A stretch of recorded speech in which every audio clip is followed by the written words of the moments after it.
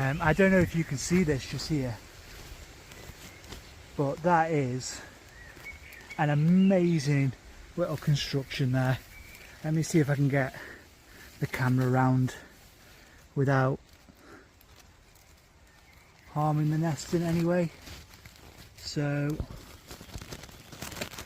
absolutely beautiful. Can we get in there? That's all.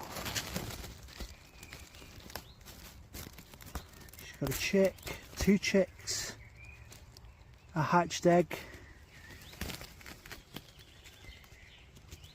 brand newly hatched, and a beautiful clutch, just hatched out. Absolutely stunning. So it looks like it was a C4, stunningly lined with feathers, and